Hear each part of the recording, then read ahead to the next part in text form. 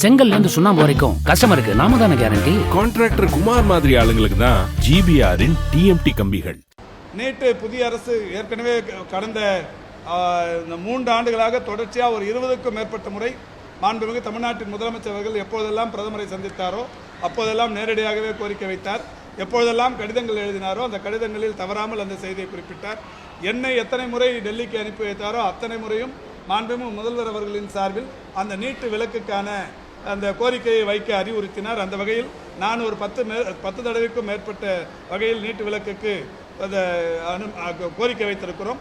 இப்பொழுது ஒன்றிய அரசின் சார்பில் குறிப்பாக மேதகு குடியரசுத் தலைவர் அலுவலகத்திலிருந்து உள்துறை அமைச்சகத்திற்கு இங்கிருந்து நிறைவேற்றப்பட்ட அந்த மசோதா என்பது உள்துறை அமைச்சகத்தின் மூலம் தமிழ்நாட்டில் இருக்கிற உயர்கல்வித்துறைக்கும் மருத்துவக் கல்வித்துறை நிர்வாகத்திற்கும் தொடர்ந்து ஒரு 6-7 முறை சிறிய சிறிய விளக்கங்களை கேட்டு கடிதம் அனுப்பினார்கள். இங்கு மாண்புமிகு தமிழ்நாட்டின் முதலமைச்சர் அவர்கள் சட்ட நிபுணர்களுடன் கலந்து பேசி அதற்கான பதிலையும் முறையாக அனுப்பி வைத்திருக்கிறோம். எனவே இந்த அரசு குடியரசுத் தலைவரிடத்தில் சொல்லி அந்தந்த மாநில அரசுகள் விரும்புகிற வகையில் இந்த விலக்கு தர வேண்டும் என்கின்ற வகையில் அந்த முடிவெடுப்பார்கள் என்று கருதுகிறோம். காரணம், ஏற்கனவே ஒன்றிய அரசிலே பொறுப்பு வகித்தவர்களே பெருமதிப்பிற்குரிய கல்வித்துறை அமைச்சராக இருந்த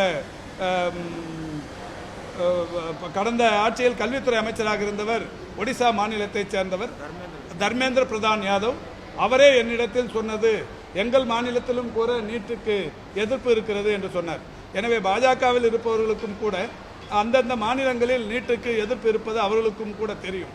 இப்பொழுது புதிதாக பல்வேறு மாநில கட்சிகளும் இந்த அரசியலில் இணைந்திருக்கிறார்கள். அந்தந்த மாநிலங்களிலும் இந்த எதிர்ப்புணர்வு இருக்கிறது.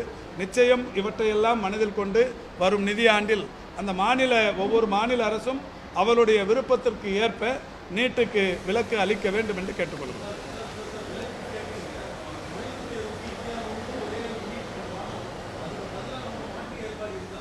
நான் மாற்று ஏற்பாடே தேவையில்லைங்களாங்க. பொது தேர்வு எழுதி தானே வராங்க. 12ஆம் வகுப்பு பொது தேர்வு முடிச்சுட்டு தானே வராங்க. இப்போ தமிழ்நாடை பொறுத்தவரை 11ஆம் வகுப்புமே பொது தேர்வு, 11லையும் பொது தேர்வு, 12லையும் பொது தேர்வு, இவ்வளவு ஃபில்டர் பண்ணி தானே வராங்க. அதுக்கப்புறம் இன்னொரு தேர்வு எதுக்கு? கட்டுற கம்பில இருந்து அடிக்கிற ஆணி வரைக்கும் எல்லாம் குவாலிட்டியா இருக்கணும்ல. பிரகாஷ் போன்றவர்களுக்காகவே ஜிபிஆரின் டிஎம்டி கம்பிகள். செய்திகளை உடனுக்குடனும் துல்லியமாகவும் தெரிந்து கொள்ள சப்ஸ்கிரைப் பண்ணுங்க.